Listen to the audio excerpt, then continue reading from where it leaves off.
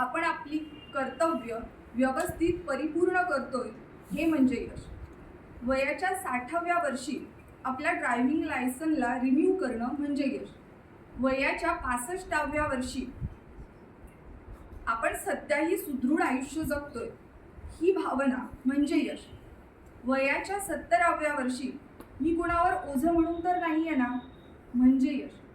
वयाच्या 75व्या वर्षी जुने हरवलेले मित्र कुठून तरी जमा करून त्यांच्याशी परत बालपणीच्या गोष्टी करणं म्हणजे यश. वयाच्या 80व्या वर्षी घराचा रस्ता मी अजून विसरलो नाहीये तो शोधत घर सापडवणं म्हणजे यश. आणि वयाच्या 85व्या वर्षी परत एकदा चड्डीत सुसू न करणं म्हणजे यश.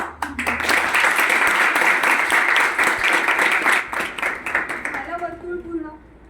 ही गोष्ट जरी मिश्किल असली तरी आपल्याला ही हे सांगते की यशाची कुठलीही फिक्स अशी व्याख्या नाही, कारण यशाची व्याख्या आयुष्याच्या प्रत्येक टप्प्यावर बदलत जाते. आपल्याला ना दशकानुदशकं हॅमर करण्यात आली आहे, हातोडा मारल्यासारखं हॅमर करण्यात आलंय की यश म्हणजे तुमचे मार्क, तुमचे अकॅडमिक अचिव्हमेंट्स, तुमच्या गळ्यात पडणारी मेडल्स, तुमच्या हातात असलेल्या ट्रॉफीज. जर तुमच्याकडे मार्क नाही आहेत म्हणजे तुमच्याकडे सक्सेस नाही. हे दशकानुदशकं हॅमर करण्यात आलं. म्हणजे यश इज इक्वल टू तुमचे ग्रेड्स. पण खरंच ही परिपूर्ण व्याख्या आहे का हो यशाची? हो, नक्कीच. हा एंट्रिंग पॉइंट असू शकतो, नक्कीच ना. तुम्ही यशात एंटर करायला ही गोष्ट कामात पडणार आहे, पण त्या रेसमध्ये तुम्ही किती लांबपर्यंत जाणार आहात हे फक्त तुमचा बुद्ध्यांक ठरवत नाही. कारण तुम्हाला मार्क मिळवून देणारी, तुम्हाला ट्रॉफी मिळवून देणारी जी गोष्ट आहे ती म्हणजे तुमचा बुद्ध्यांक.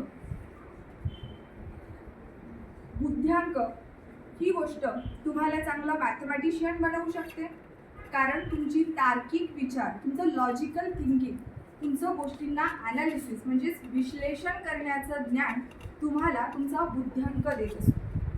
मग बुद्ध्यांक काय देत नाही? बुद्ध्यांक अपयश कसं पचवायचं हे शिकवत नाही. बुद्ध्यांक तुमच्या आयुष्यात येणाऱ्या किचकट लोकांना कसं हँडल करायचं हे शिकवत नाही. बुद्ध्यांक तुम्हाला अंडर प्रेशर, खूप प्रेशरच्या परिस्थितीत तुमचं काम शेवटाला कसं न्यायचं हे शिकवत. बुद्ध्यांक चांगला इंजिनियर बनवू शकतो, बुद्ध्यांक डॉक्टर घडवू शकतो, बुद्ध्यांक मॅथमॅटिशियन घडवू शकतो, बुद्ध्यांक सायंटिस्ट घडवू शकतो, बुद्ध्यांक स्ट्रॅटेजिस्ट घडवू शकतो.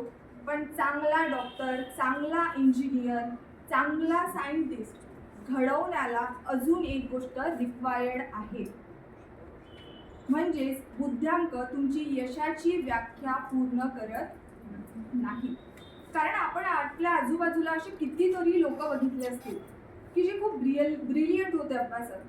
किंबहुना आता इथं बसलेल्याही लोकांना हे जाणवत असेल की मी आज इथे बसून आहे, माइड बी मी अजून कुठेतरी हवा होतो.